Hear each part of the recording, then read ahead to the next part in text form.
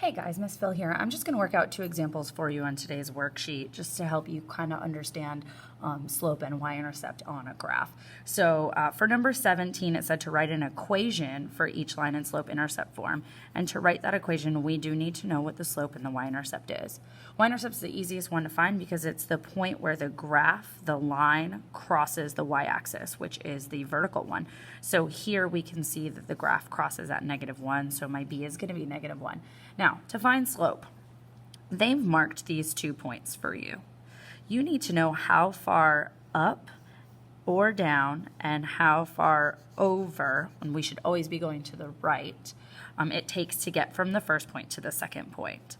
And when we write that out, we do the up and down over the right, and we call that rise over run. So to rise, we go up 1, 2, 3, 4 points. So the top is 4, and then we're going to the right 3. So my slope here is 4 over 3. So when I write that equation, it's going to be y equals 4/3 x minus 1. Real important quick thing here, you can see in number 18 this line is going down. It's a decreasing line. So when you find the slope there, you're going to be looking how to get down and to the right. So you should end up with a slope there of -4 over 1, which just comes to -4.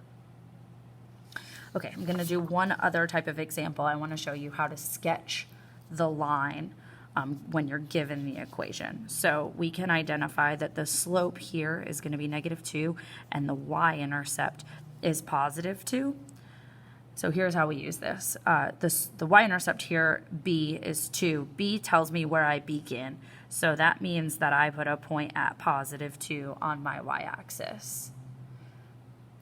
Then the slope is going to tell me how to move. You can rewrite -2 as -2 over 1, and we remember it's rise over run. So it tells me to rise -2 and run 1. So that means from here, I'm going to go down 2 and to the right 1. And those 2 points are going to create my line. So I can take out a straight edge and connect them and draw my line in like so. I'm going to put arrows at the ends, and that's how I draw the line. You can also, from these points, you can keep counting. So you can go down 2 and over 1, down 2 over 1. My line's a little wonky, so that didn't quite turn out awesome. I actually like to keep counting on these. So let me show you the next one. So slope is 3 over 5, and y-intercept is -4. So b tells me where to begin, and m tells me how I move. So 3 over 5 tells me to go up 3, and then 1, 2, 3, 4, 5. And if I had enough space, I could go up 3 again and over 5, but I end up off the graph there. Same thing here. Just because I can go up and to the right also tells me I can go down and to the left, since lines go on forever, but I don't have enough space to keep going.